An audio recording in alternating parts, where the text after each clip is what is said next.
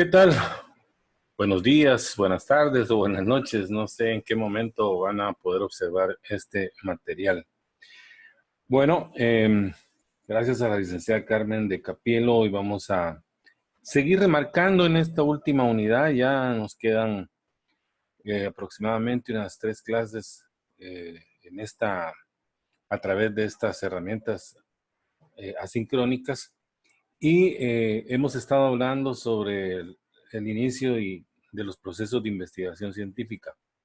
Hablamos de una manera general de cómo un investigador, un estudiante, una persona que quiere iniciarse en este ámbito, pues debe retomar desde la reflexión interna, desde la reflexión propia. Luego hablamos de la investigación científica de una manera muy general. Y en la última y anterior clase hablamos sobre el planteamiento del problema. Y hoy vamos a seguir remarcando en este tema porque es importante que nos quede claro cuál es la formulación, qué implica, cuáles son los elementos, qué incluye. Y aquí tal vez vamos a ampliar un poquito más de lo que ya hemos estado hablando. Entonces, pues vamos a iniciar esta clase hablando siempre de la investigación científica y en este caso de la formulación de un problema, que casi pues tiene mucha relación con lo que hemos estado hablando, pero es importante que nos quede. ¿Por qué? Para que nos quede muy claro cuáles son esos pasos metódicamente que hay que seguir. Entonces vamos a compartir y hablamos una vez más en general de qué es un proyecto de investigación. Pues que ese es un plan definido que sistemáticamente se lleva a cabo a través de varios pasos y donde se realiza una investigación previa eh, para encontrar todas esas características que necesitamos saber para poder discernir, entender, comprender por qué es necesario investigarlo. Y de manera general se puede decir entonces que un proyecto es un documento amplio, mucho más amplio que el anteproyecto. Nosotros todavía aquí en esta fase nos quedaríamos como en el principio, en el anteproyecto. Ya un proyecto pues lleva un tratamiento mucho más complejo que un anteproyecto. El anteproyecto nada más llega hasta los objetivos, pero sí, de igual manera, como lo decía en la clase anterior, todo debe de tener un hilo conductor que debe estar sistemáticamente unido para no perderse en el camino y que después nos pueda causar un dolor de cabeza porque no le podemos encontrar ni pies ni cabeza a lo que estamos investigando. Pero bueno, entonces, volviendo a lo que hoy nos trae a este tema tan interesante de la formulación del problema, entramos entonces porque algunos que confunden algunos términos, por ejemplo, en planteamiento y formulación, ¿será lo mismo? Un problema es todo aquello que amerita ser resuelto. No necesariamente, lo decía yo más en una clase de las anteriores, que no necesariamente va en sentido negativo. Puede ser un problema en sentido positivo, pero que queremos conocer por qué el fenómeno se está produciendo de esa manera positivamente. Entonces hay que buscarle el por qué. Entonces, en la formulación entonces resuelve que es una pregunta, que ya lo dijimos, o interrogante sobre algo que no se sabe y se desconoce, y cuya solución o respuesta o el nuevo conocimiento obtenido mediante el proceso investigativo. Se puede afirmar que un problema es una situación en la cual existan dificultades para resolver, que es lo que vamos a encontrarnos. Causas que es preciso determinar. Por eso vamos a plantear objetivos. Cualquier pregunta que requiera una respuesta. En base a eso es que nosotros formulamos preguntas para ir directamente a buscar respuestas a través de objetivos. Y todo tema no explorado por el cual se tiene motivación. Tiene que ser un tema, como ya lo hemos repetido en las veces anteriores, que pueda ser viable y que tenga un interés social más que todo, ¿verdad? Bueno, entonces, la primera fase del planteamiento del problema comienza con, que ya lo hemos manifestado, pero queremos que quede muy claro, con la identificación de la situación del objeto de estudio. ¿Qué está pasando? ¿Por qué el fenómeno se comporta de esa manera? A eso le llaman situación actual o, sí, situación actual del problema, ubicándolo en un contexto que permita comprender su origen, relaciones e incógnitas para responder.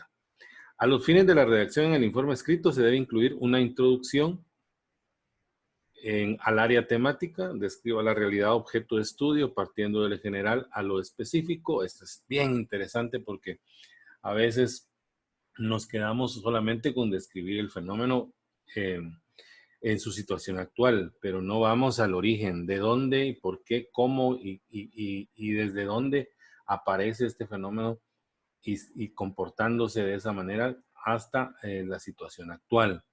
Por eso es que dice que hay que partir de lo general a lo específico. Y entonces, desde ahí empezamos a hilvanar todas esas ideas.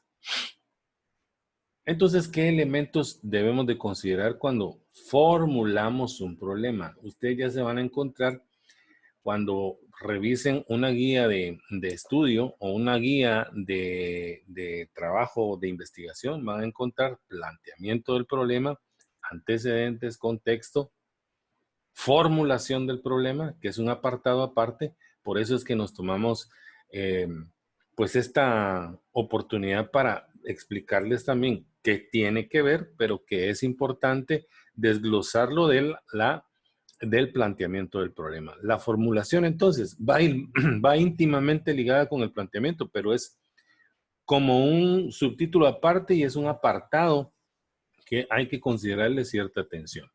Entonces, algunos autores dicen indistintamente los términos planteamiento y formulación. Algunos autores lo ven casi que es la misma cosa, pero es necesario hacer una diferencia. A tal efecto, la formulación de un problema consiste en la presentación oracional del mismo, es decir, reducción del problema a términos concretos, explícitos, claros y precisos, según Tamayo. Entonces, por eso es que la formulación muchas veces se habla de que sea una pregunta, porque con una pregunta o con 4 o 5 preguntas, ahí estamos resumiendo de una manera concreta todo lo que queremos plantear en el título y en el problema, ¿verdad? Entonces, es la concreción. ¿Qué es concreción? Es la concretización, ser concreto. Es la concreción del planteamiento en una pregunta precisa y delimitada en cuanto a espacio, tiempo, población, si fuera el caso, ¿verdad? Entonces, ahí encierra la formulación, encierra una, dos o tres preguntas que son concretas para poder formular bien un problema. Como producto de esa reducción, o sea, de esa concretización del tema, se sugiere la elaboración de una o varias preguntas, es lo que yo estoy diciendo, que reflejen con claridad los aspectos desconocidos que marcaron el inicio de la investigación, además de la forma interrogativa. La formulación del problema puede adoptar también la forma declarativa. O sea que estamos hablando que hay dos maneras. Una manera interrogativa y una manera declarativa, que es lo que vamos a ver a continuación. Y aquí hay un par de ejemplos. Por ejemplo, ahí lo leemos bien, dice que en forma interrogativa, ¿cómo podemos formular en una pregunta un problema? ¿Cuáles son los factores que inciden en el rendimiento académico de los estudiantes del primer semestre de medicina? ¿Cuáles son los factores que inciden en el rendimiento? ¿Lo sabemos? No lo sabemos. Es importante saberlo porque hay muchos estudiantes que posiblemente estén rindiendo poco o son demasiados los que están rindiendo poco y qué está pasando ahí. O son demasiados los que están rindiendo, que tienen buen rendimiento, cuáles son esos elementos que están provocando que ellos puedan tener alto rendimiento. Entonces, es una manera de empezar a preguntarse uno qué está pasando. Ese es en forma interrogativa. En forma declarativa dice determinación de los factores que inciden en el rendimiento académico de los estudiantes del primer semestre de medicina. Determinación. Aquí hacemos a un lado la pregunta y declaramos que queremos determinar cuáles son esos factores que están incidiendo en el alto rendimiento o en el bajo rendimiento, depende qué es lo que queramos averiguar de los estudiantes, de rendimiento académico de los estudiantes del primer semestre de medicina. Aquí están claros los dos ejemplos que nos llevarían inicialmente por un camino a hacer una investigación de campo.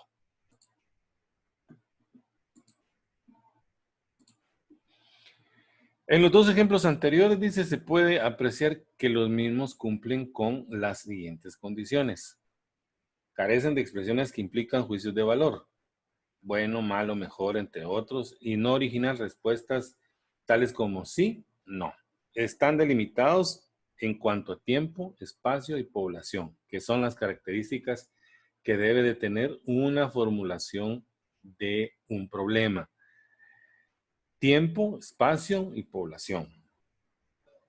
Al plantear un problema, se recomienda dar respuesta a las siguientes interrogantes. Esto es, ojo, esto hay que anotarlo en algún lado y que no se nos olvide. ¿Cuáles son los elementos del problema? Datos, situaciones, conceptos relacionados con el mismo. En este caso, si nos vamos a ese último apartado donde dice conceptos relacionados con el mismo, si estamos hablando de rendimiento, vamos a ir a buscar qué rendimiento académico, qué rendimiento, en qué características del contexto la podemos aplicar. Y ahí se vienen una serie de conceptos que podemos buscar, ¿verdad? ¿Cuáles son los hechos anteriores que guardan relación con el problema? ¿Qué está pasando? Si revisamos estadísticas, vemos que en el 2019 de 100 estudiantes, 60 tuvieron bajo rendimiento. ¿Qué pasó ahí? Entonces hay que empezar a relacionar esos hechos que nos van a llevar a obtener respuestas más adelante, ¿verdad? ¿Cuál es la situación actual? ¿Cuál es la relevancia del problema? Eso es lo que al plantear el problema se recomienda dar respuesta a estas preguntas. Pues sí, posiblemente pues es como una primera práctica, ¿verdad? Para ir como entendiendo cuál es la característica del problema o del fenómeno que queremos investigar. Aquí hablamos de fuentes y criterios de selección de fuentes. ¿Cuáles son esas fuentes? Las fuentes de información son todos aquellos recursos que la contienen. O sea, ya hablamos en más de alguna clase, hablamos de que las fuentes nos las presentan las tesis, los libros, las revistas, los artículos científicos, productos en internet, conferencias, en fin. De igual manera, la población propia de fenómeno de estudio, ¿verdad? Esas son nuestras fuentes. Sean estos formales, informales, escritos, orales o multimediales, se dividen en tres tipos.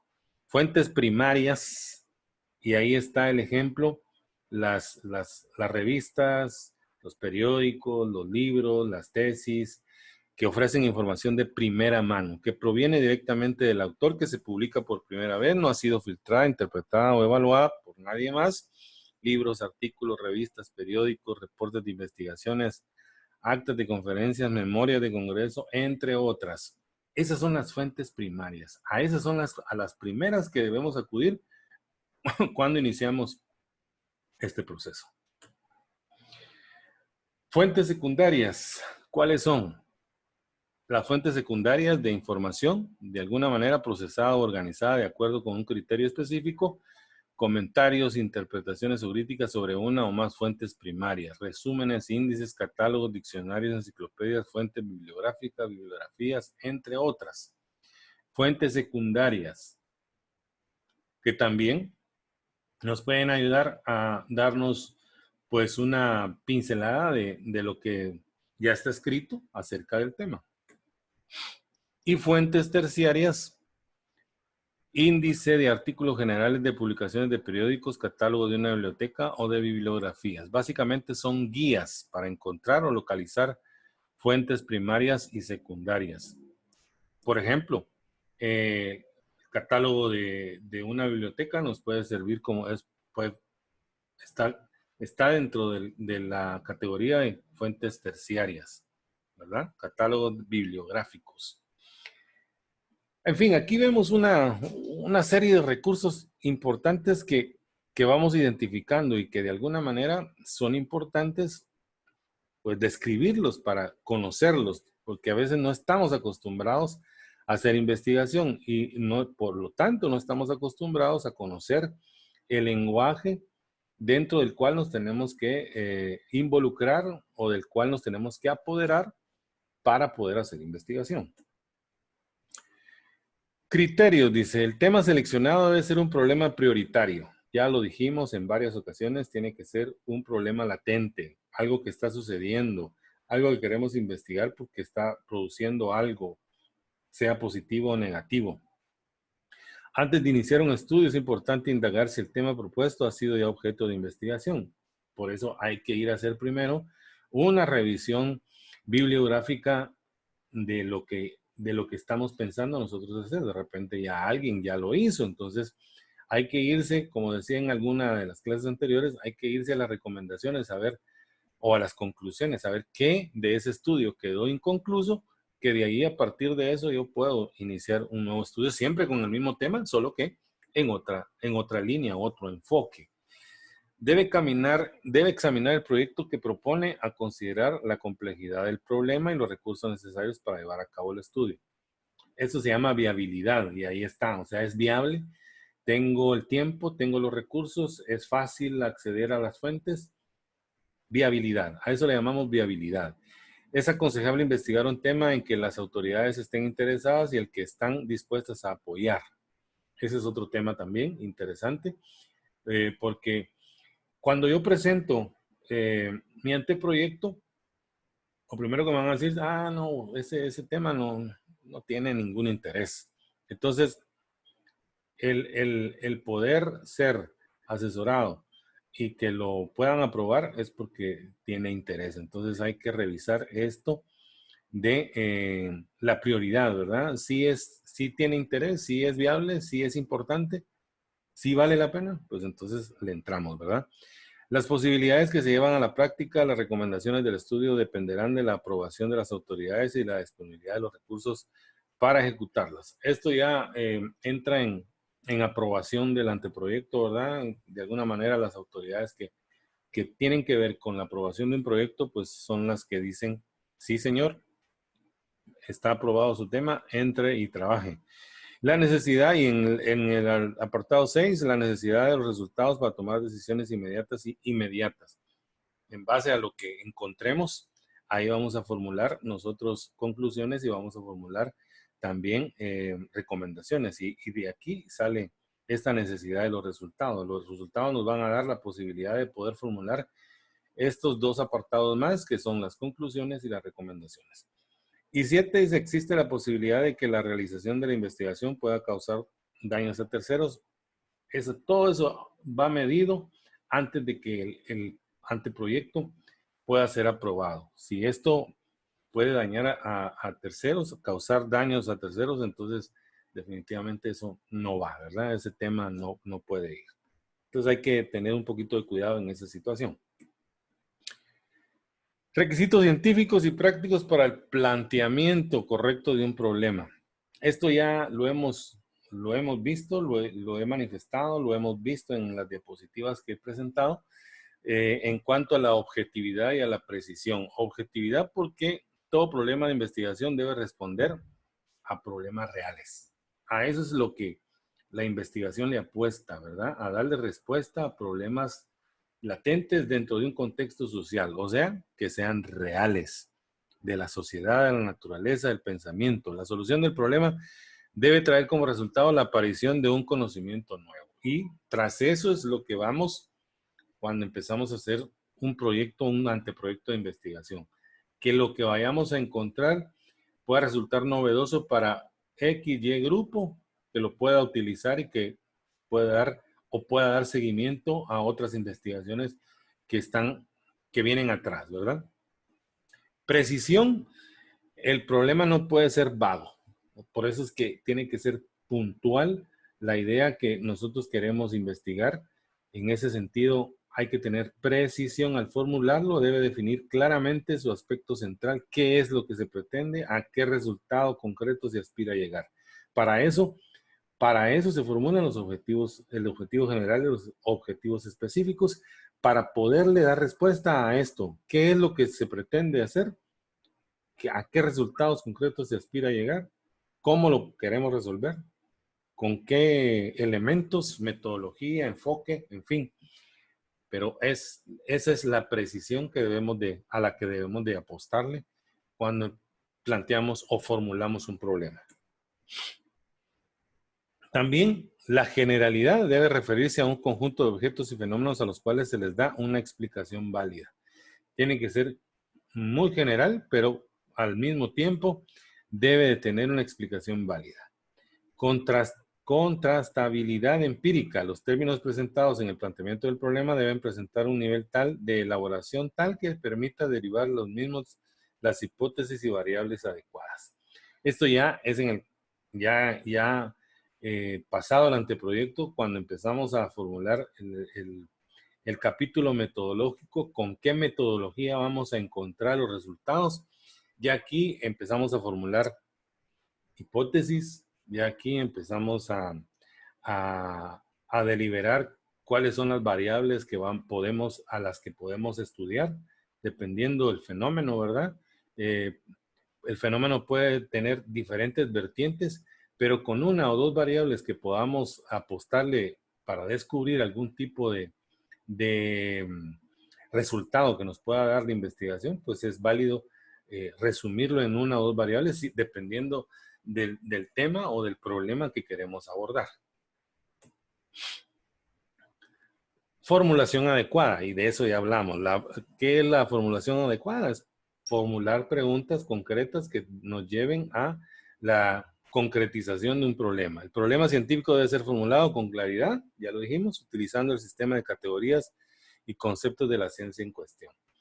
Soluble, acuerdo al grado de desarrollo de la ciencia y los recursos que se disponen. Debe existir condiciones mínimas para la solución del problema antes de comenzar la investigación. De eso es que por eso, mejor dicho, es que hay que pensar bien si es viable, si tiene interés y si lo que se podría descubrir tendría una incidencia fuerte dentro de un grupo social o dentro de un contexto académico que pueda dar solución, y si no solución, seguimiento a otras investigaciones a partir de lo que estamos haciendo. Por eso es importante hacer una evaluación previa de todos estos elementos para pues darle una veracidad y una formalidad y que tenga validez, ¿verdad? Eso es importante, la validez de un proyecto de investigación. La obtención de información es la etapa más importante. Aquí la obtención de información. Esto es por donde también, luego de concretar las ideas centrales, de concretar el título del tema y el problema en sí, vamos a la etapa que es considerada una de las más importantes. La búsqueda de información que nos pueda dar el sustento bibliográfico con el cual yo voy a trabajar mi planteamiento del problema, en este caso el contexto, ¿verdad? El estado de la cuestión, así le llaman, que es el estado del problema, desde lo más general a lo más específico, tratando de resumir y de plantear la búsqueda de información, pero sustentada en una primera búsqueda bibliográfica científica a través de, como ya lo dijimos, revistas, tesis, periódicos, revistas, artículos indexados, todo lo que tenga que ver con ese tema para ir buscando buscándole el hilo conductor a estas ideas. Entonces ahí dice, es esta etapa la más importante de la investigación, ya que es el fundamento para la definición del problema, planteamiento y comprobación de hipótesis, y la elaboración del marco teórico y del informe de resultados. Aquí ya estamos hablando de un informe completo, pero para poder llegar a un anteproyecto, al final del anteproyecto es nada más hasta los objetivos, pero sí, si adelantamos buscando información que nos pueda servir después, pues ya la tendremos archivada. Yo recomiendo siempre hacer este tipo de búsqueda de información que vayamos guardando, haciendo nuestras carpetas, ¿verdad? Para que a la hora que nos toca tomar todos los datos necesarios para las citas correspondientes, ¿verdad?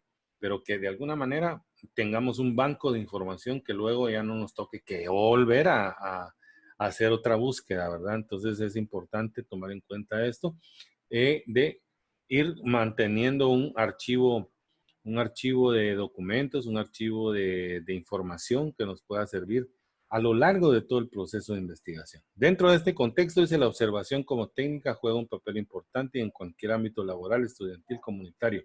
Ya esto es cuando vayamos a hacer un trabajo de campo, que tenemos que desarrollar diferentes instrumentos y metodologías para poder desarrollar nuestra investigación. Pero por el momento, esto creo yo que sería lo más relevante de la parte de la formulación, que nos quedamos que la formulación es la concretización del problema y del tema en una pregunta o en varias preguntas.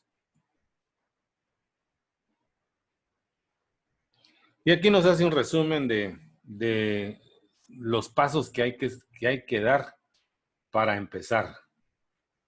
Y luego agarrar todo de lo que hemos hablado y irlo colocando como entre cada paso. Elija su tema, encuentre información, refine su tema. Quiere decir que hay que irlo puliendo, ¿verdad? Seleccionar el material. Por eso les hablaba yo hace un momento de que hay que ir guardando información, haciendo carpetas con archivos sobre revistas, por ejemplo, en el caso, tesis, una carpeta de tesis, artículos científicos, otra carpeta de artículos científicos, revistas artículos de revista, otra carpeta. Entonces ahí vamos guardando, y para no tener toda la información globalizada, es más fácil poder localizarla después así. Entonces hay que seleccionar el material, que es de lo que estábamos hablando, evaluarlo, qué nos sirve, qué no nos sirve, que no puedo agarrar y guardar un montón de papeles o de archivos o de documentos en PDF o en Word o en PowerPoint si después no me van a servir. Entonces hay que evaluar cada material para después hacer una limpia, ¿verdad? Ir desechando. Hay que tomar notas también y, pues lo más importante, ir construyendo el proyecto. Creo yo que hasta aquí retomamos una vez más el tema de investigación. Creo yo que vale la pena la parte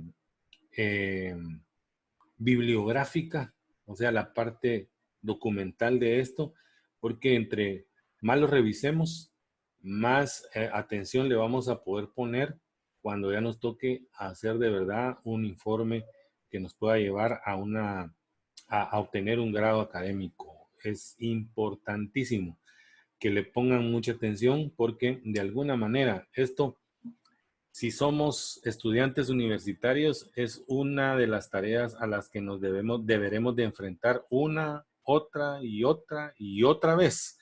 Así que, pues yo les dejo ahí esa reflexión para que le pongamos atención, tomemos las notas pertinentes, hagamos las dudas que tengamos al tutor o al guía que corresponda, para ir saliendo de todas esas dudas que a veces como estudiantes tenemos cuando nos presentan. Hay que investigar, y por dónde le entramos, qué es lo que tengo que hacer. Entonces, a veces nos sentimos ahí como entre la espada y la pared, y dejo tirado todo y ya no sigo porque no sé por dónde empezar.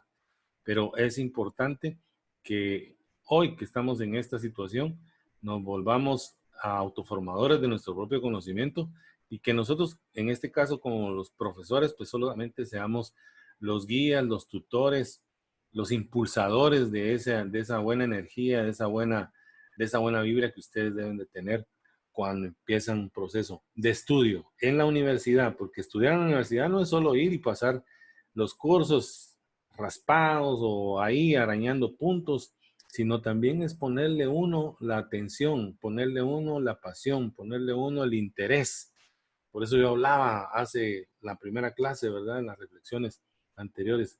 Hay que revisarse uno cuáles son mis hábitos de vida. Desde ahí, desde cuando yo me considero que voy a estudiar en la universidad, por ahí tengo que empezar haciendo esa reflexión. No digamos cuando vamos a empezar un trabajo de investigación.